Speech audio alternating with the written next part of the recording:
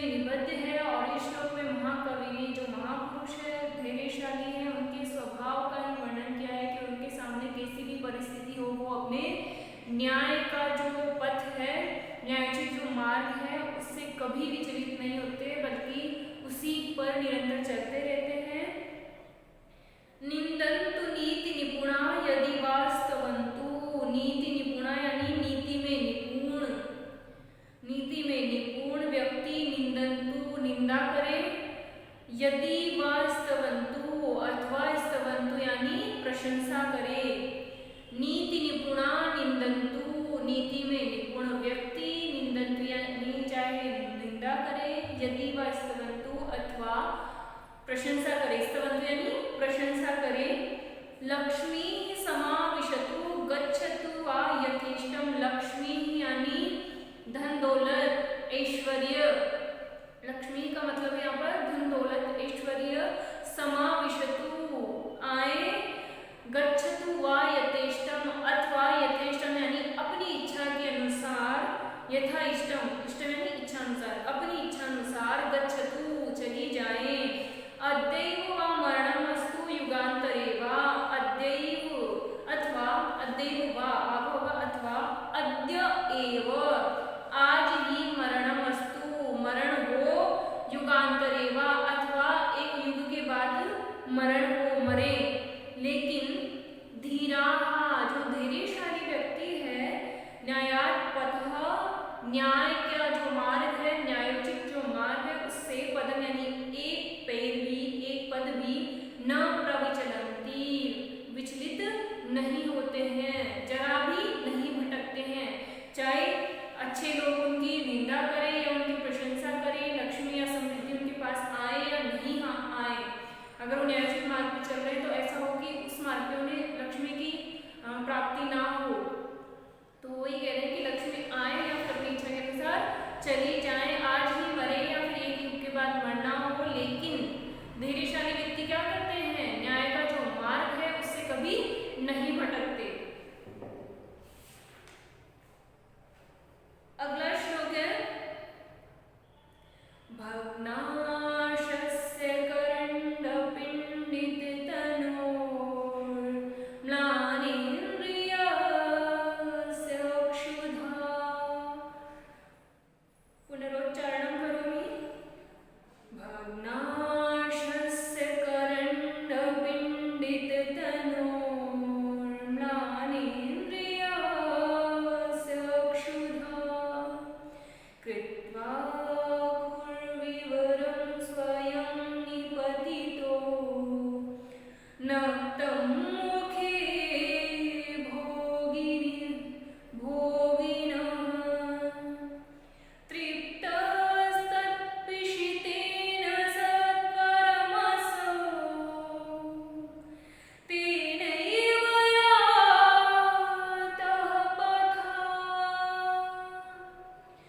लोकाः पश्यत दैवमेव हि नृणाम् वृद्धौ क्षये कारणम्। वृद्धौ क्षये कारणम्। वृद्धौ क्षये कारणम्।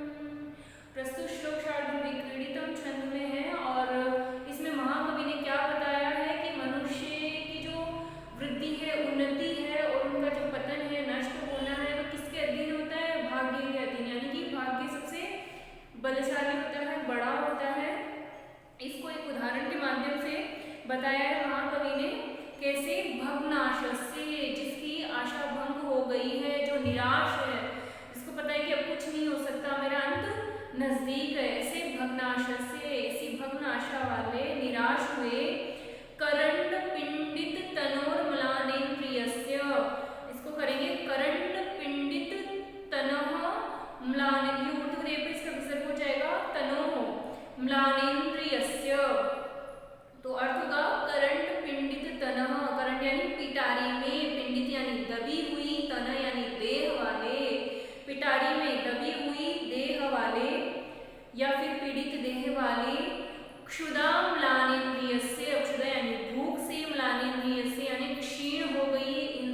जिसकी, ऐसे क्षीण इंद्रिय वाले भोगिनः, तृतीय लाइन में अंतिम है भोगिनः यानी सांप के मुख में, भोगिनः मुखे यानी सांप के मुंह में, नक्तम यानी रात के समय में, कृत्वा आखूर विवरम, कृत्वा आखू विवरम जो चूहा है वह विवरम कृत्वा यानी छेद करके, स्वयं निपतितः अपने आप ही घुस गया, वापस भग्नाशस्य यानी निराश हुए, करंड पिंडित तनोह यानी पिटारी में दबी देह वाले, क्षुदाम म्लानेन्द्रिय यानी भूख के कारण क्षीण इंद्रिय वाले, भोगिना यानी सांप के मुखे मुंह में, नक्तम यानी रात्रि के समय में, आखू यानी जो चूहा है, विवरम कृत्वा छेद करके, स्वयं निपतितः अपने आप ही गिर गया या घुस गया,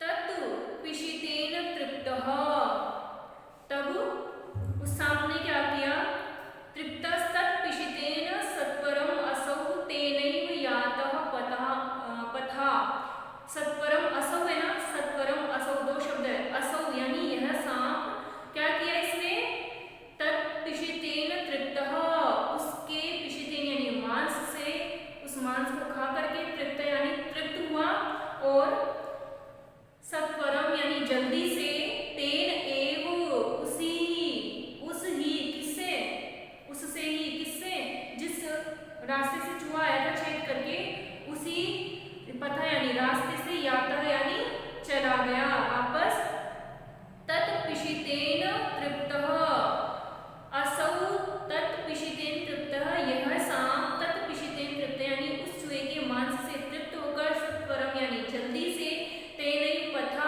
उसी मार्ग से, जिस मार्ग से चूहा छेद करके आया था उसी मार्ग से, याता यानी चला गया, लोका कह रहे कवि, लोका अरे संसार वासी में, संसार में रहने वाले लोगों, पश्यत देखो, ही यानी निश्चित रूप से, नृणानाम यानी मनुष्यों के, वृद्धों यानी उन्नति में और क्षय नष्ट होने में, दैवम एव कारणम भाग्य ही कारण है।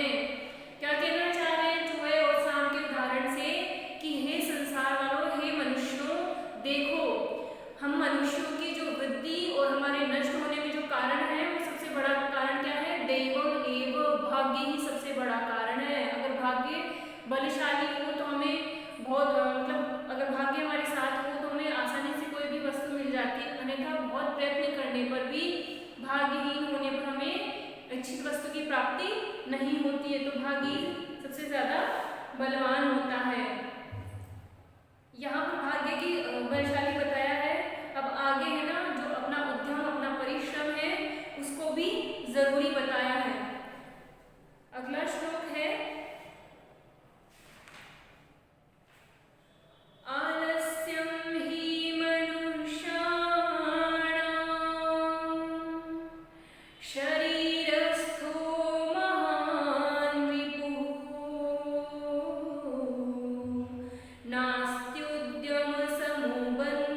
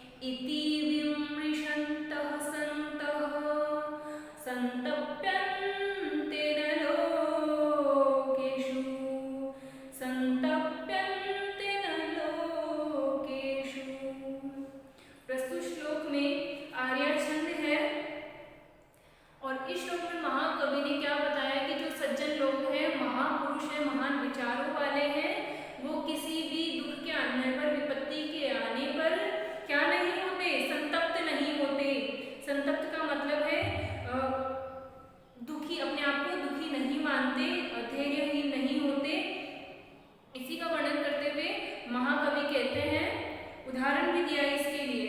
क्या? छिन्नो अपि रोहति तरुः, छिन्नो अपि काट दिए जाने पर भी, तरुः रोहति पेड़ जो है, रोहति यानी वापस उग जाता है। छिन्नो अपि तरुः रोहति काटे जाने पर भी, तरु यानी जो वृक्ष है, रोहति यानी फिर से उगता है।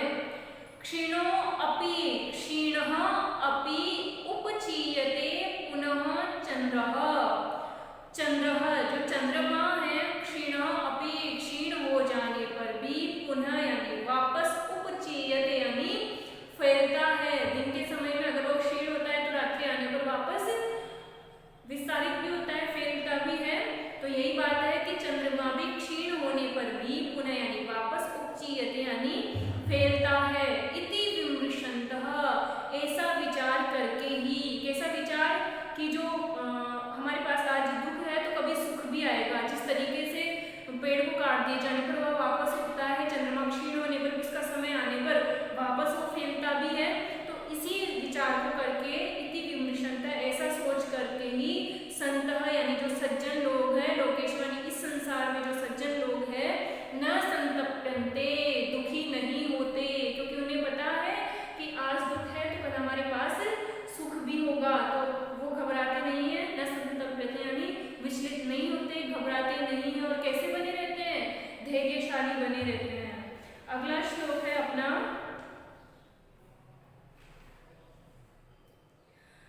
नेतायासे बृहस्पतिः प्रहरणं वज्रं सुराः सैनिकाः। वापस, नेतायासे बृहस्पतिः प्रहरणं वज्रं सुराः सैनिकाः, स्वर्गो दुर्गमनुग्रह किल हरेरावतो वारणः, इत्यैश्वर्यबलान्वितोऽपि बलभीः भग्नः परैः संगरे। वापस, इत्यैश्वर्यबलान्वितोऽपि बलभीः भग्नः परैः संगरे, तद्व्याप्तं ननु दैवमेव शरणं, धिक् धिक् वृथा पौरुषं, धिक् धिक् वृथा पौरुषं। प्रस्तुत श्लोक में शार्दूल विकृतम छंद है और इसमें भी भाग्य को ही सबसे बलशाली बताया गया है, और इसके लिए देव और असुरों का भी उदाहरण दिया है यहाँ पर। कैसे? नेता यस्य बृहस्पति, यस्य नेता बृहस्पति, यस्य यानी जिसके, नेता यानी पथ प्रदर्शक, मार्ग दिखाने वाले बृहस्पति, बृहस्पति जैसे गुरु हैं।